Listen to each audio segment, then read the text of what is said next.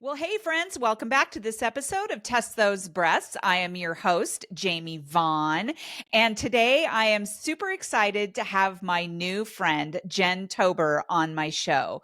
Jen and I actually met through another breast cancer friend back east. I'm on the West Coast, so I get to meet friends from all over the country and really all over the world. And Jen just happens to be someone that I really had a good connection with. We've had several conversations together, and we're just kind of like sisters from another mister, I would say, based on what we've talked about. Anyway, so Jen lives in the Washington D.C. area and is a divorced mom to 3 adult children. Her outlook on life has always been, as long as we have our health, everything else will fall into place. Once her kids graduated college, she was excited to focus on herself and enjoy the newfound freedoms of being an empty nester. Same here, Jen. Enter the pandemic and a breast cancer diagnosis. Yay! Going through diagnoses, surgeries, and treatment is difficult enough, but living alone and in the height of the pandemic posed additional challenges. Now, 3 years later, she is active in the breast cancer community. She's sharing her story and embarking on building a community for all things mastectomy and beyond.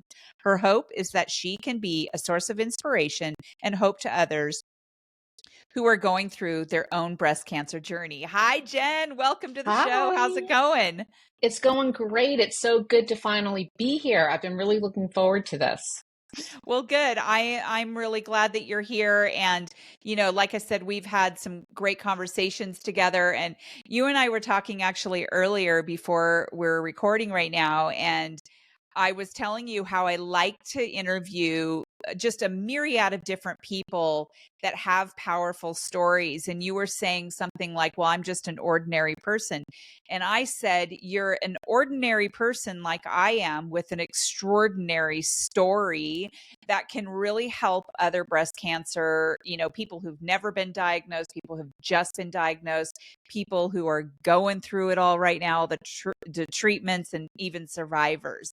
So I am thrilled to have you here. You and I have talked and we have similarities. Let's see, we've both been Optavia coaches. Yes, Um, I still and am. you know what? I still am too. I have to renew my membership real quickly, just Yep, because I really do love the program, and it really helped me lose quite a bit of weight absolutely. before Absolutely. breast cancer, which I Yes, believe helped me move through my treatment better. me too. Any, Absolutely. Anyway, so I would love, and you and I know Amy Banocy, who wrote Bearing It All, My Breast Cancer Fuckery, and I Yes, love that book so yes, much. Okay, so yes. um anyway, and anyone who Amy connects me to, I always know that I'm going to really connect with them because she calls us all badasses, and so there you have it. Anyway, Well, I would go ahead.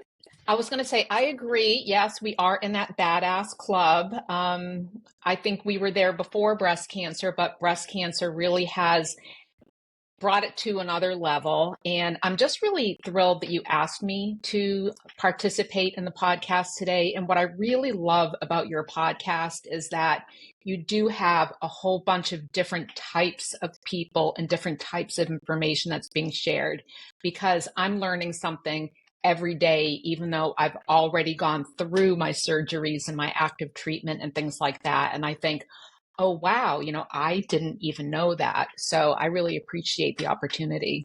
Yeah, same girl. I actually learn a lot from my episodes too, because they're the people that I speak with. And literally, I close my computer after an interview and I look at my husband and go, I am blown away. Like I just learned something completely new. So yeah, no, I get it. And that's what my main focus is to do, is to be able to shorten that learning curve and teach even more through Yeah. other people for other people. So you mentioned something about us being badasses before cancer, and I couldn't agree more. I really think that the people that we were before cancer helped us really move through and advocate for ourselves. So I would love to know who Jen Tober was before breast cancer. Well, Jen Tober before breast cancer, as you already mentioned, I'm a divorced mom of 3 adult kids, and they are absolutely my world. I'm a daughter, I'm a sister, I'm a friend, a connector, a fixer, and I'm a recovering imperfect perfectionist. So I always kind of felt like I had to do things the right way or else maybe not go ahead and pursue them. And my experiences through breast cancer, of course, we'll get to this a little bit later, have truly, changed my mindset a whole lot about that. But yes, I truly believed, I got divorced when my kids were very, very small.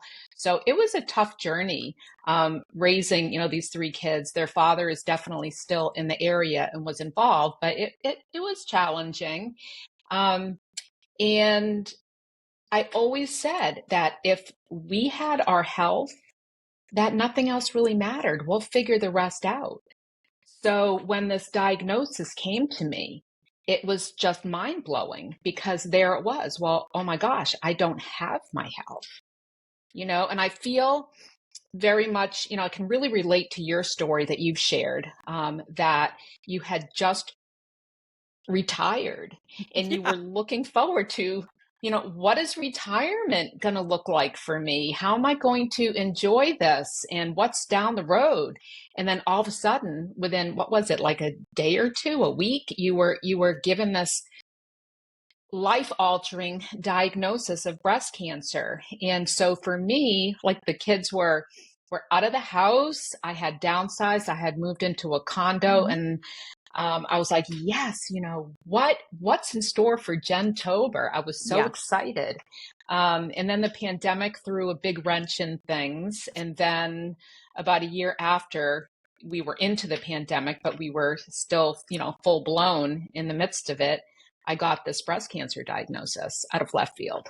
Yeah, it's really interesting that you say that you didn't have your health. And I want to talk about that Okay. because in actuality, you did have your health. And that is something you probably had this happen to you when I came out because I'm a pretty open person. I came out on Facebook. I'm like, well, fuck, I have breast cancer. I mean, that I'm pretty open like that. And Yeah. it was amazing how many people, well, not how many, but probably were thinking it privately, but some people came out with it publicly. Oh my God, Jamie, but wait, you were so healthy. And I was so confused because I'm like, I am healthy. And then I started feeling like, am I really not healthy? Like, and I started feeling almost shame because it was like, I was out there with my Optavia program saying, oh my God, I'm so much healthier. I feel so much better. And I did. And I was. And it turns out that healthy people can get cancer too. So people are not too healthy. People are not too young, too old, too anything. And when you're healthy, it's a good thing that you're healthy, but healthy people do have cancer cells. We all do. And it's a matter of some circumstances that have come into play. You mentioned you had gone through a divorce, you're raising these kids, then the pandemic hits. That was a very stressful time for you. And when mine hit, I was going through a lot of stress as well. So, I mean, we can say, this is why it happened all we want. We'll never know because that we go down a rabbit hole that way. But the fact is that you were healthy probably dictated how well you were able to get through that treatment more so than someone who is not healthy.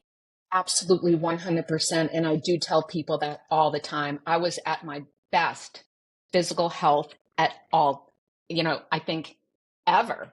I was at a healthy BMI. I was exercising. I had no pre-existing conditions. I was, it was wonderful. And yes, I think there is, we do need to kind of differentiate or explain that just because you have cancer doesn't mean that you're not healthy. But when I realized, yes, I was healthy, but the breast cancer diagnosis does not discriminate, apparently. Yep. And it can find its way into an extremely healthy body, but it does threaten your health, and it does, threaten you feel the sense of, oh my gosh, am I gonna, is this gonna be it? Yeah. How bad is this gonna be? Because we don't have all those answers right away. We're slowly getting these little bits and pieces of information. And I'll tell you, one of the best bits of advice that an extremely close girlfriend of mine, who also happened to be my oncology nurse, and she was my best Oh, friend since college, before she was my oncology nurse. The first thing she said to me is, she said, Jen, I just want you to know that things can change. And most likely things are going to change as you start heading out on this, journey of yours. So just be prepared for that. And I think that was, it's not all negative changes. Some of it is really, great, progress changes that you weren't expecting, but there is change. So it can be sort of this up and down kind of a mm, thing. yeah. Yeah. Yeah, I definitely can relate to that. So you were diagnosed. Talk to us a little bit about your what your diagnosis was specifically and Yeah. what your treatments were, and then even into your surgery. Yeah, sure. So as I mentioned, I was perfectly healthy, and even during the pandemic, I always went to my well visits, never skipped one. Dentists, doctors, everything. I just really kept up with it. And I went in for my annual well woman visit, and part of the exam, as you know, is, they do the breast examination. And my gynecologist, right away, she says, ooh, what are these lumps? And I was like, what? And I will be perfectly honest, I did not routinely do the self breast exams. Um, so the reason I didn't is because I have highly dense breasts, which I feel like everybody is told. It's just seems really, kind of par for the course for a lot of women. And I was, every little thing I would feel, I got nervous. And the whole point of those breast exams truly is just to get to know your body, Yeah. because you are going to feel little imperfections. You are going to feel little things, but that way you get to know your body, so that when you actually feel something that's different, you can then question it. So Yes. anyway, she then said to me, I want you to get a diagnostic mammo. And I said, all right, and I was concerned, but I wasn't completely freaked out yet. It really hadn't set in. So she's the one that actually discovered the lump. It most likely would have been detected in my regular mammogram, that I was going to, it was time to schedule it anyway. But we just found it, I guess, a little bit sooner, I guess. So basically, after, I had um, the diagnostic mammogram, and on the same day I had the ultrasound, and on that same day we had to schedule two different types of biopsies, because they found 3 areas of cancer in my left breast. Oh. And just to, remind you, because I told you, but obviously nobody else knows this, I tested negative for the BRCA mutation. Okay. So it is not something that I was predestined to in some way.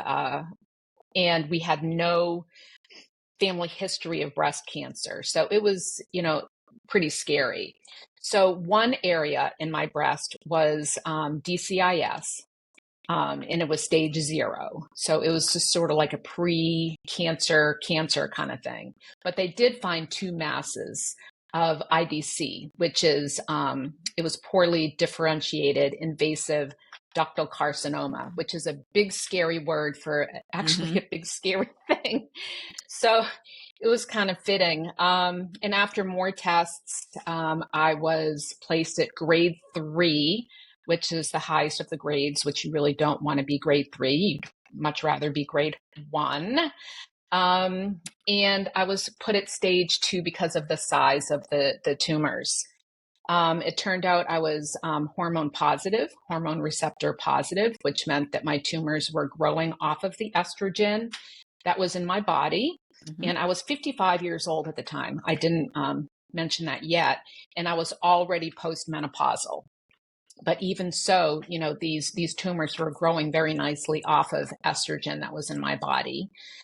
I was HER2 negative, and I was told by my the tests that were run that I had, you know, my lymph nodes were clear. So I was very excited about that because I thought there was going to be a good chance for chemo. Turns out during my surgery, which I'll get into in a minute, they did discover a 1.5 millimeter speck in my lymph nodes. Mm-hmm. So that changed the trajectory of my treatment. But it's so incredible that they're able to figure all that out while you're actually under anesthesia on the table. So it doesn't require, for me, it didn't require an additional surgery, which was a relief. Then the oncotype score, which, you know, comes back post surgery, which really dictates the need for chemo. I came back a little high. My onco score was 31, and anything over a 26, it's recommended chemotherapy as a course of action. Mm-hmm. So that, you know, they had anticipated it would be needed, but that really kind of solidified it. So it was recommended that I have one breast removed because of the 3 areas. The surgeon, the breast surgeon, told me that I would not be happy with the cosmetic outcome if they went in and did 3 lumpectomies in one breast. And at that point, you know, I got all these, she really talked to me and gave me statistics. And she said that it really wouldn't be any benefit to remove the right breast as well in terms of this particular cancer migrating over to the other breast somehow. And just in my mind, I just didn't feel good about that at all, seeing how quickly this came. You know, nothing was present the year before when I went in for my mammogram, and here it is, 3 areas in my breast, in my left breast, and coming back as aggressive as it was. And I said to her, I said, well, it may statistically not be a benefit for this particular cancer, but since 1 in 8 women are going to be diagnosed in their lifetime, who's to say I can't be one of those random 1 in 8 cancers in the other breast? And she said, well, you can. And at that particular moment for me, I said, you're taking both of them. You know, I was just going to be proactive about it. I decided, you know, this is going to be a 2 for 1. I'm going to do the surgery all at once, same surgeons, you know, same recovery period, same everything. And I'm very glad that I did. I mean, there are pros and cons to everything, especially in this kind of a situation. But you know, you do the best that you can do with the information that you can gather in such a hurry and under such duress. Like I wasn't able to go into these appointments with someone because of the pandemic. So I would have, you know, 3 of my best girlfriends are nurses. So I would have them on speaker, you know, I would conference them into these meetings, and, you know, you just make the best decisions that you can. But I'm grateful because for me, I wouldn't want to have to go in and get a mammogram every 6 months or every year, whatever it be now that I am, you know, do have a cancer history. So I'm glad I don't have to do that. I'm So glad you had those nurse friends. I'm glad you were able to at least conference them in, because that's scary. They were amazing. Amazing. I had, like, when I was first diagnosed, it was like I'd gotten struck by a harpoon. I mean, I was curled up in fetal position in bed for days. I was numb. And one of them came over, and she was the one that called my kids. She was the one that called my mom and told her, because I was listening in, but I was just in shock. I was Mhm. in shock and fear, and it's, as you know, it's Mhm. debilitating. It's the worst feeling. So my surgery got set up pretty fast for the bilateral mastectomy, and after that, I had 5 months of very intense chemotherapy, 4 dose dense or dense dose. It's one of those two of the ACT chemo, which is that infamous red Red devil, Devil. and there is a very good reason why it's called the red devil. It is a bitch, physically, mentally, emotionally. It was horrible. And usually they give it every 3 weeks, so you have time to recover in Yeah. between. And I was hit every 2 weeks. So it was pretty wild. And then after that, I had 12 weekly rounds of Taxol. Um, and so pushed through that without delay. Like, I didn't have any setbacks whatsoever as I was going through this. And I do attribute that to being in good physical shape going into the treatment. I totally, totally give all that credit there. And then I did have the radiation following the chemotherapy. I had a few weeks off, and then it was 25 rounds of radiation, 5 days a week for 5 weeks. So finished all that up by, let's see, I was diagnosed April of 21, and I finished all my active treatments the very end, like basically December 30th of 21. It was a lot. Yeah, that's a lot. Yeah. And it's interesting because I interviewed a radiologist. She works in the mammography field and radiology, and she was talking about how there's actually radiation out there where it's like a one and done.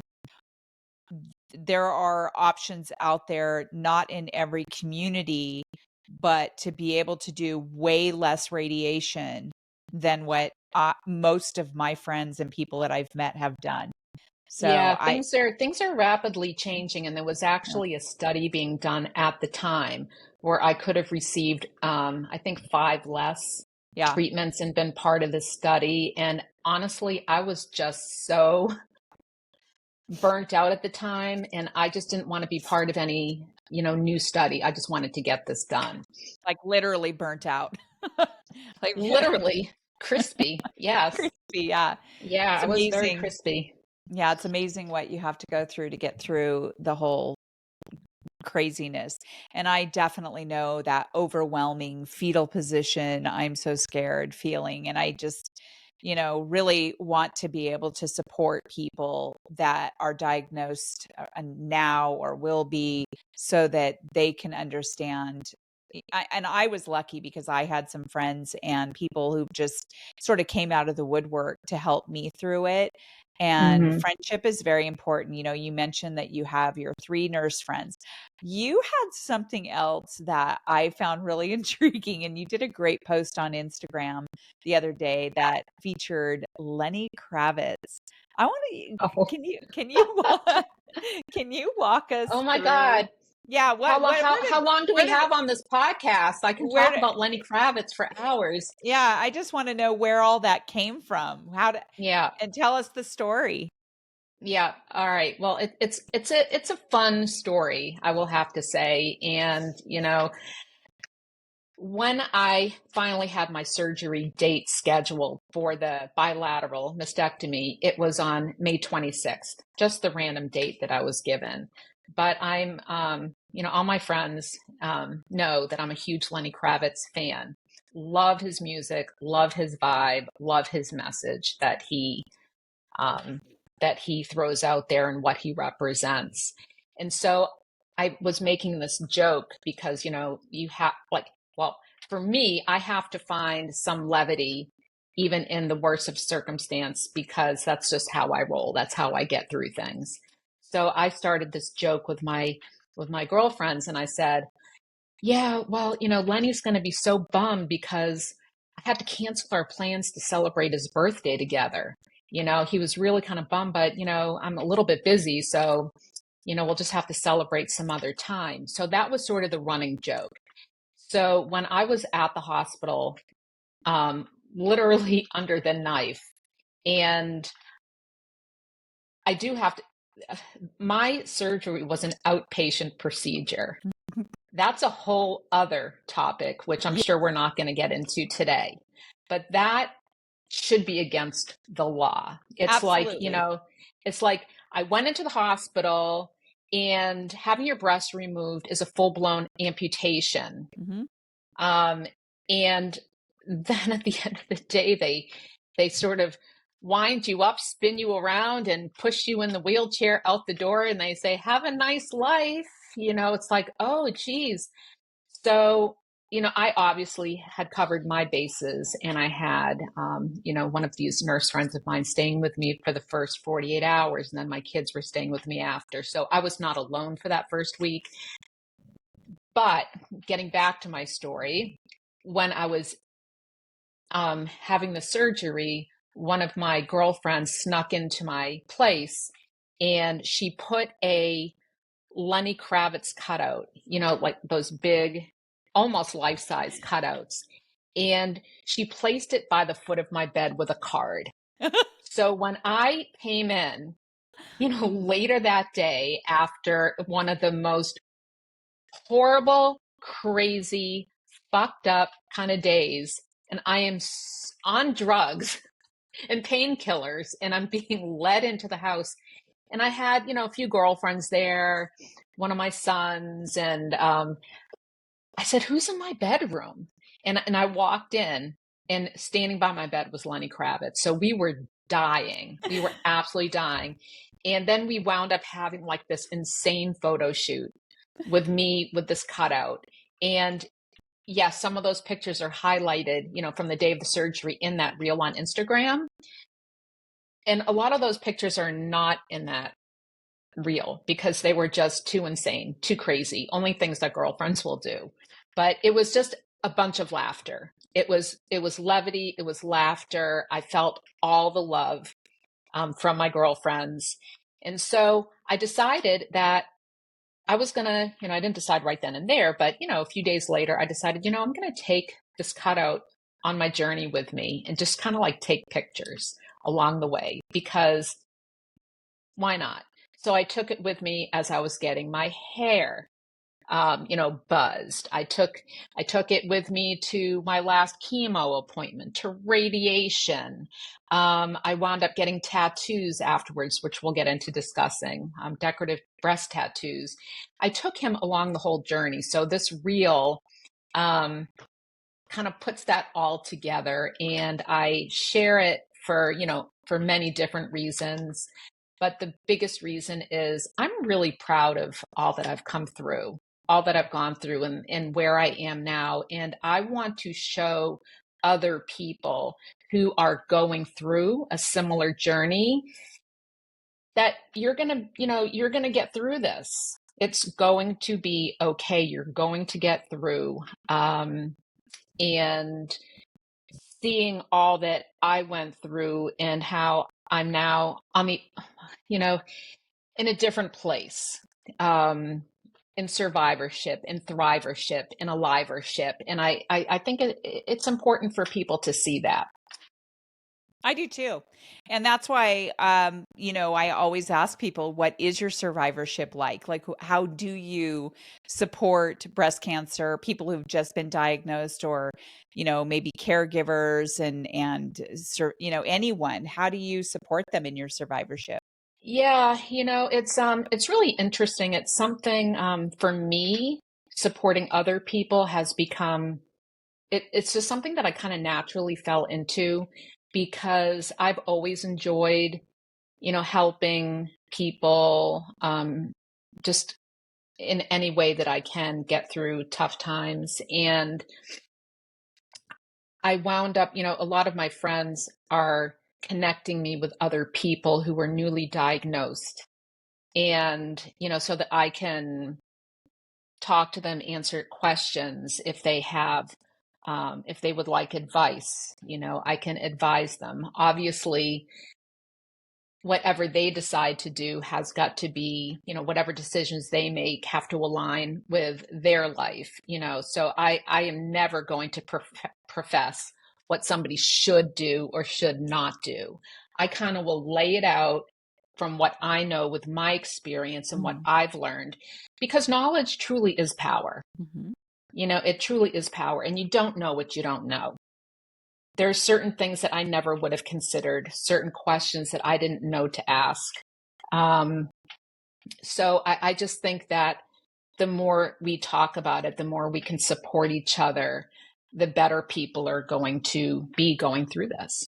Yeah, I totally agree. You and I were also talking about, well, first of all, this I was told at the very beginning that this was the sisterhood of all sisterhoods, and it just is. I mean, it's insane how many people out there who are like us, that we really want to support people and for the right reasons. And I like that you're such a down-to-earth, genuine person who, people can connect others to you. And I get a lot of people connecting me to other cancer or, patients or people who have just been diagnosed as well. And I think that's so important that we all come together, like a collective mission to be able to shorten that learning curve for people, because it's a village. That's what it is. It is. And like you said, there were so many things that you did not know before breast cancer. I mean, you knew some things, but you didn't know a lot of things. And that's the same with me. I've always taken care of my breast health and my gynecological health. I've always listened to my body, but I was just blown away and just knocked down like crazy at all of the information that was coming at me, that and things that I had to consider, like, my breast surgery and things I didn't know about breast surgery and what I know now. And so I think that's wonderful. You have an Instagram page. Tell us about your Instagram profiles and how that plays in. Well, I primarily use Facebook. I use that, obviously for the Optavia coaching and things like that. And I do have a personal Instagram at Jennifer Tober. Okay. And I never really used it a whole lot, but I decided now, as my journey, now that I'm post treatment and how I want, I'm becoming more and more involved in the breast cancer community, and I love that. And I did decide that I would like my focus to primarily be on everything mastectomy and beyond. All right. So that's the name of this new Instagram page, Beyond Mastectomy. And it's really in its infancy. I think I have like 15 followers, and I've only made a couple posts. That's okay. It'll organically grow, I promise. So it's at its infancy. So maybe, when we do another podcast a year or two down the road, we'll see how many thousands of followers and how big this has become. But I think it's really important. What I would like to do is help other women feel and look their best post mastectomy, because I truly believe that the scars we wear and the wear and tear on our bodies after going through the surgeries really tell a story. It tells a story of strength and perseverance. And I really feel badly for the women who are ashamed of what their body looks like. Now, granted, there are better surgeons than others. People have different resources than others. So some of the post mastectomy appearance is a little easier to accept than some of the others. But there are certain things that you can do if you wish to take your power back, to define your own beauty, not necessarily to try to go back to what you were before, but how can you redefine yourself going forward? And that's what I really like to focus on. And initially, and this can be for people who have had reconstruction, people who have decided to have an aesthetic flat closure, which I actually did consider very carefully before I decided on reconstruction with implants, or even people who have proactively had this bilateral mastectomy, who, people who found out they have had the BRCA mutation, who have decided to be proactive and remove their breasts. So there are just certain things that you don't realize. I mean, honestly, I never really thought about the fact that when your breasts are removed, you're most likely going to lose your nipples. Like, Me neither. I didn't know. I don't know. I just never had to really think about that. So I'm like, well, of course that's most likely going to happen. I guess that really makes sense. So, I want to find a place, a space where people can come to find out, cosmetically, what can we do? If we, what are the options out there? And, I thought I was going to do these 3D nipple and areola tattoos, which are absolutely fabulous. And I've also think that you just got yours done. I did. You and I were just talking about this. We actually Yep. made a girls' trip out of it. There were three girlfriends of mine, one that I had met very, very briefly at the hospital last December. But that was the first time we'd ever met in person. And the other two, I had never met them. We've all been talking, for a year and a half on FaceTime and emailing and whatever. We've just become super good friends, but just never had met in person. And so we all decided to make a girls' trip out of it. And we went to San Antonio to a medical facility called Perky.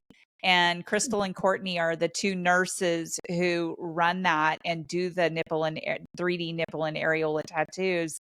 And I got to tell you, Jen, that was one of the most impactful trips I've ever had.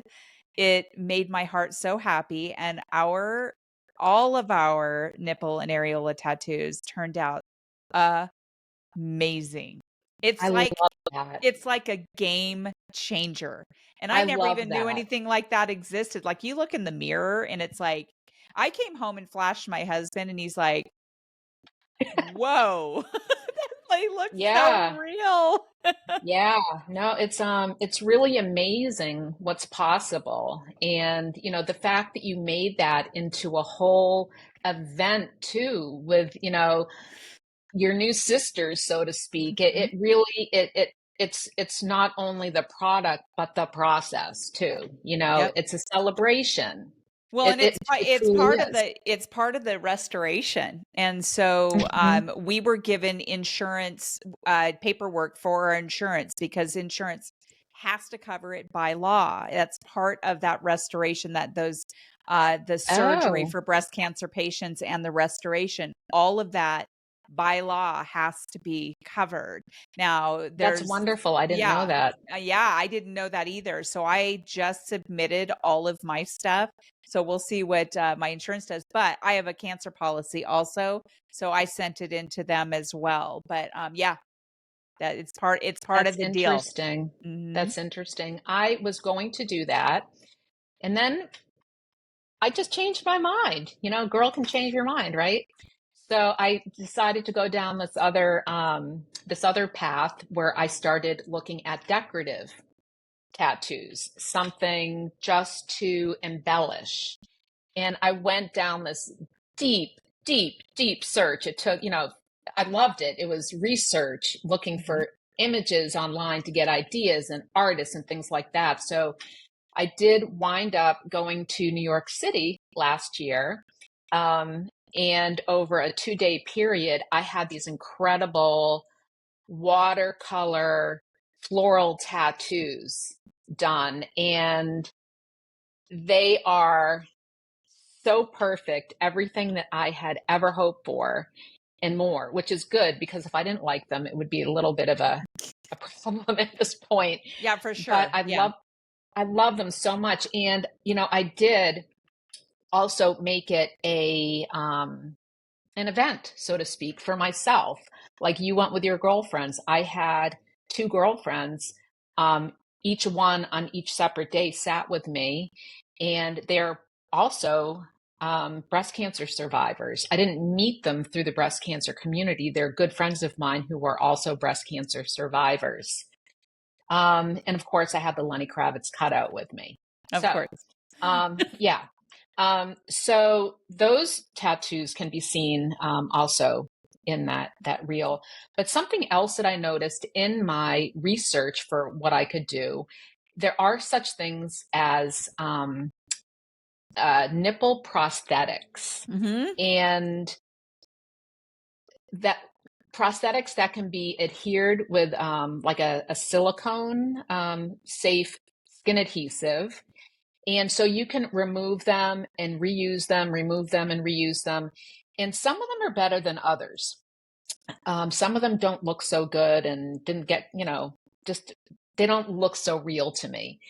So I discovered this woman who she's also a breast cancer survivor, shocker. And she lives in Israel. And she was looking for nipple prosthetics and wasn't happy with what she was finding. So she learned how to make her own. And she has this company now called Pink Perfect. And she makes Pink Perfect. Yeah, she I think makes I followed her. I think you told me about her before. Yeah, she's amazing. You can get these prosthetics. She has like off the shelf in 8 different colors and 3 different projections, or, which is really cool, is if you've had a single mastectomy, she will send you an impression kit. You take an impression of your existing or remaining nipple. You send that back to her with pictures of your nipple, and she makes a custom matching nipple for you. That is amazing. Yeah, I'm looking at Um, her. I'm looking at well, it I right was now. very intrigued. I bought yeah, there you go.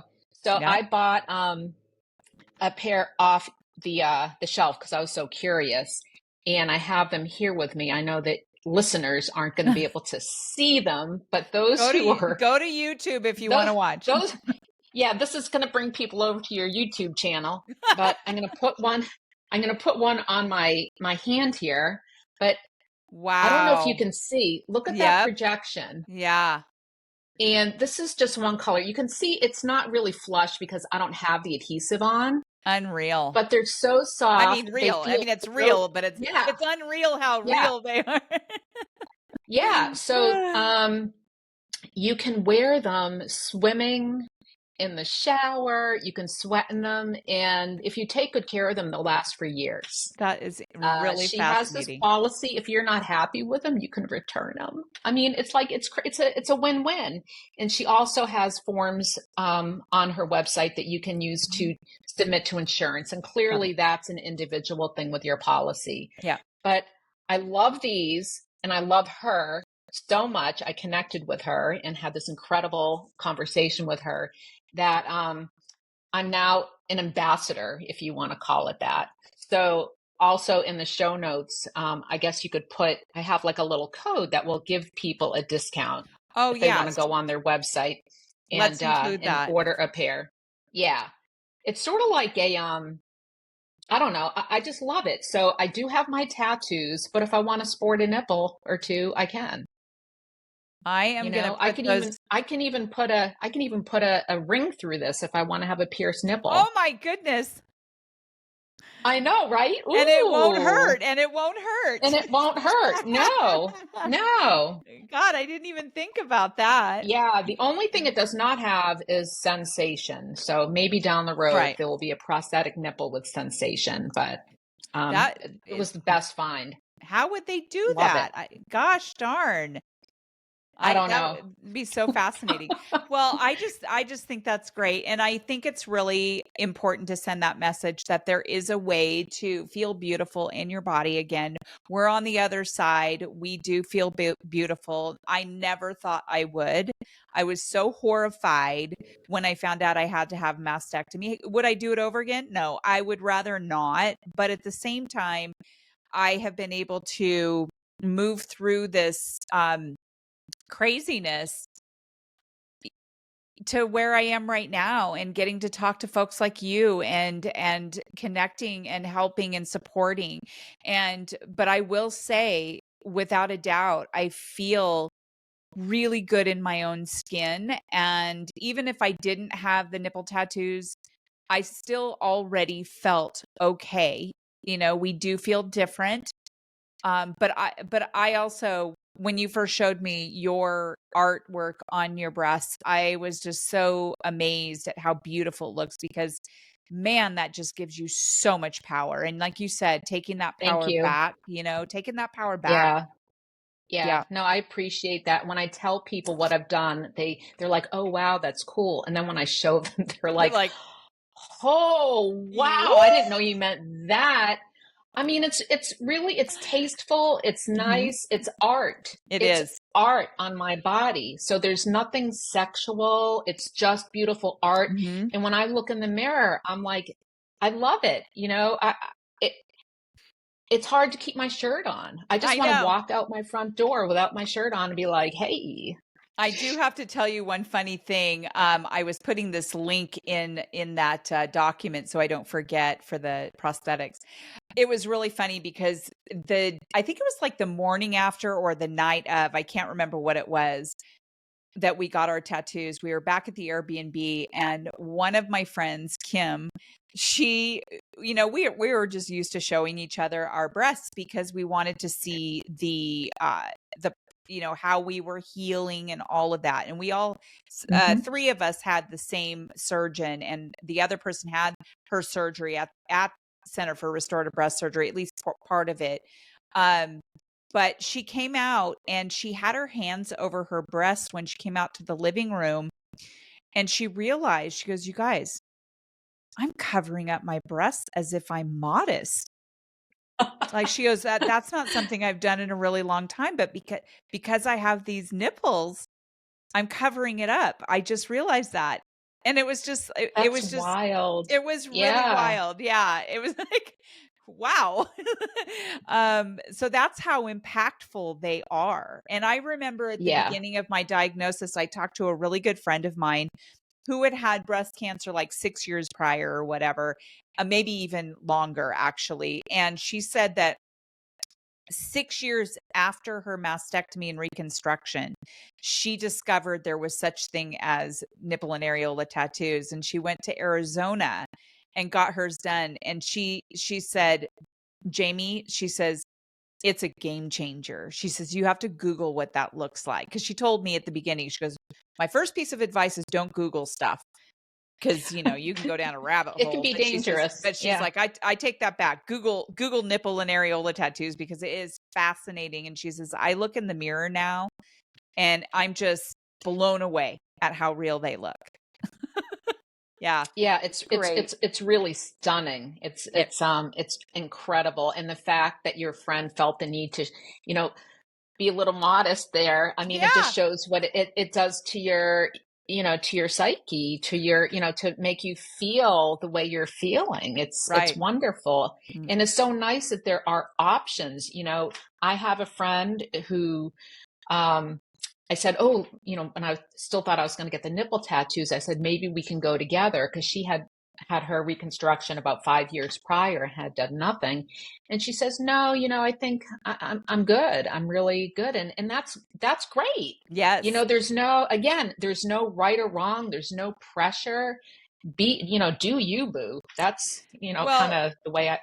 yeah, I thought the same thing. Like, I felt fine before mine. And so I'm kind of, I would describe myself as feminine and a little bit edgy. And so my personality being that way, and I have other tattoos. I have a big old phoenix on my back of my neck, which I was going to put on my left arm, but I couldn't because I had some lymph nodes removed. So I ended up putting it on the back. And I've got a few other tattoos, and I'm not like covered in my whole body, but I am a bit feminine and feminist. Wait, I am a feminist. I'm feminine, and I'm edgy. And that Yes. is just sort of my Yes. personality. So I really Yes. wanted to do it because I really wanted to know what it would look like too. So I'm happy I Yeah, did no, it. it's fabulous. And for those who are kind of on the fence and don't know what to do, for those overthinkers like me, I went on Amazon and I ordered some temporary, they did not look very real, but temporary, those lick and stick kind of Yeah. tattoos, wet and stick, nipples, and also flowers.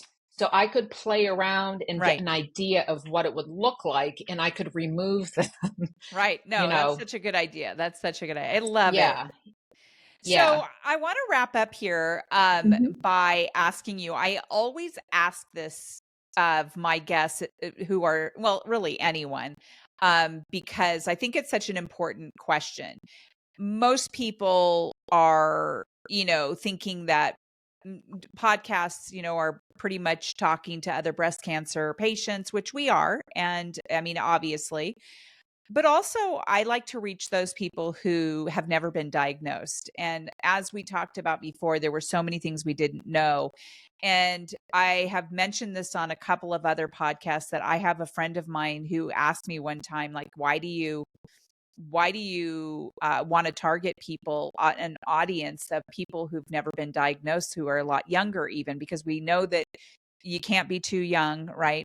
I mean, I've interviewed a lot of people who knew people who were in their 20s, and I've interviewed people who actually were in their 30s and newly diagnosed when they were pregnant and all of that stuff. So we know that, and I remember when I was that age, it wasn't even on my radar. Like I wasn't even thinking about that, but knowing what we know now, she asked, why do you target those people? It's not even on their radar. And that's exactly why, is because we need it to be on their radar.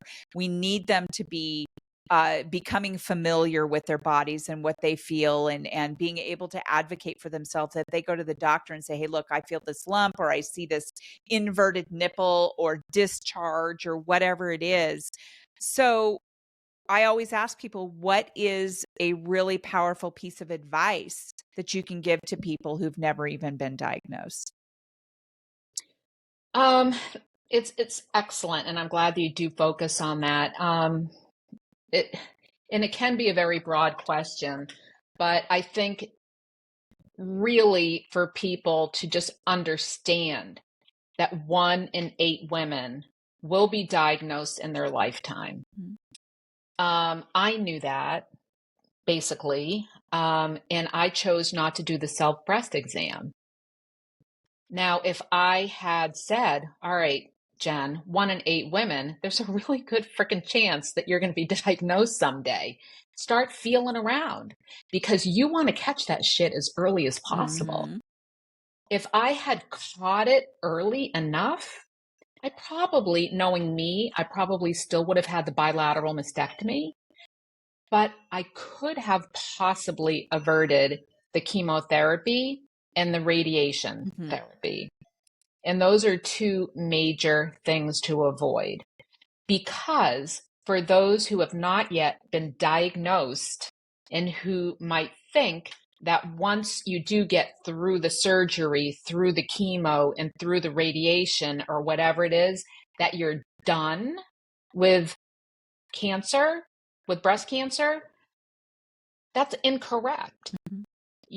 I've had so many people and, dear friends of mine who mean the very best. I know they do. And they say to me, oh, I'm so glad that's all behind you now. And I probably would have said the same thing at one point. I mean, it's a really understandable thing. However, what I didn't get at the time is that they never tell you that you are cured. You are NED, like I've been dubbed NED, no evidence of disease. And that's fantastic. Don't get me wrong, that's what I want. But breast cancer survivors always have in the back of their mind, and I don't let it rule my life. I cannot allow for that. But in the very back of my mind, I know it can come back. Mhm. It's possible. And number two, I have what, I saw somewhere, I wish I could take credit for this. Instead of side effects, this person calls them side effects. So, the side effects of chemotherapy, I still have side effects.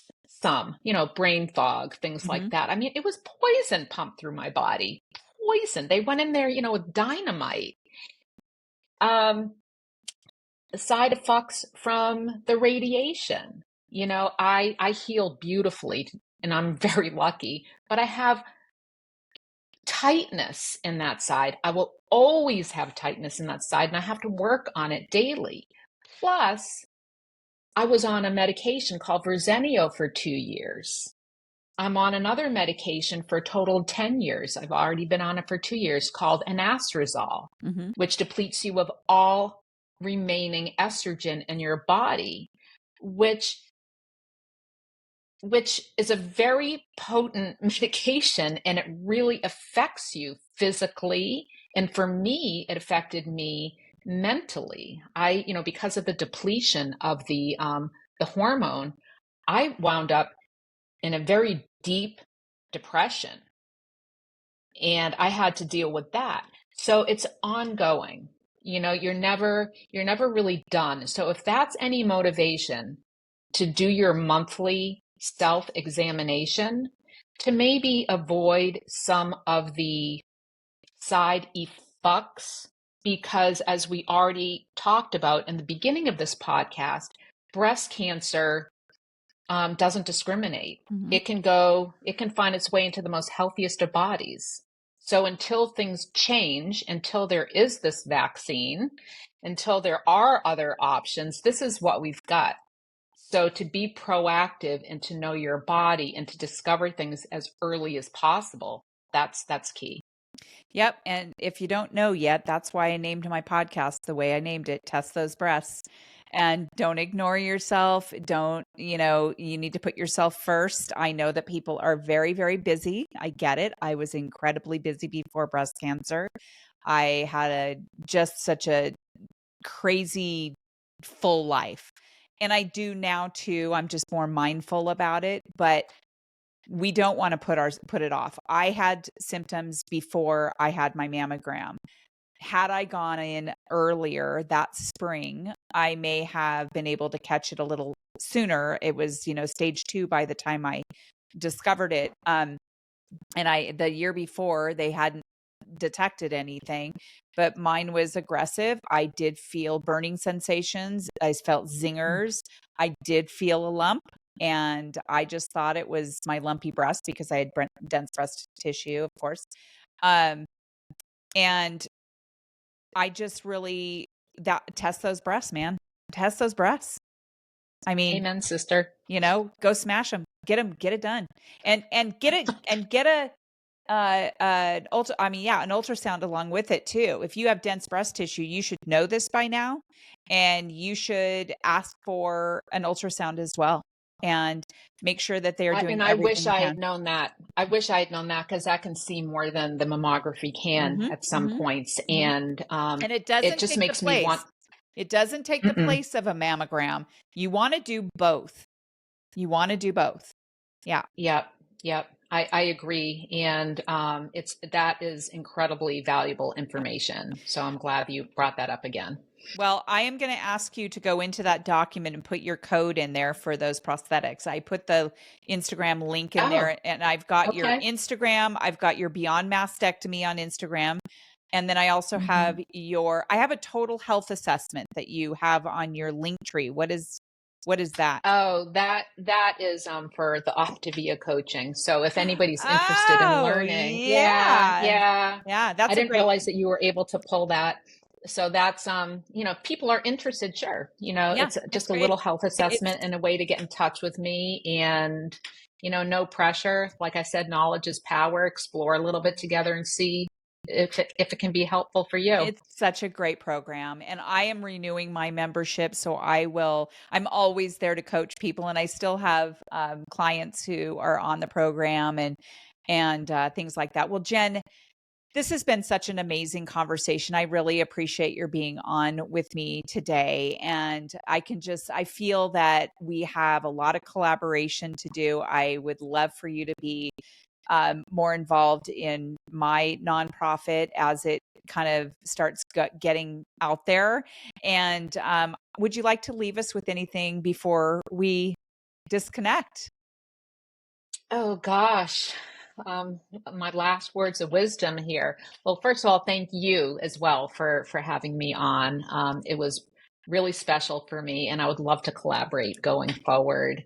And I guess just going forward, to just really be aware of your body, like we've already said, speak up for what you need, what you want, what you feel you should be doing. And if you get information that doesn't sit right with you, go somewhere else and ask again. Don't trust your gut on a lot of things, because sometimes and very often you can be right. I love it. Well, thank you for those words of wisdom, and thank you for your extraordinary storytelling from an ordinary person who is just amazing to me. And yeah, I just love the fact that we have so many things in common that I'm just We really do. happy to know you. We do. I'm happy to know you too. This is a wonderful connection. Thank you. You are so welcome. And to my audience, I really appreciate again for your joining us on this episode of Test Those Breasts.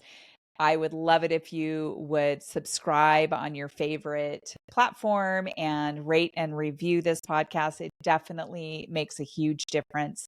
And we will see you next time on the next episode of Test Those Breasts. Bye for now.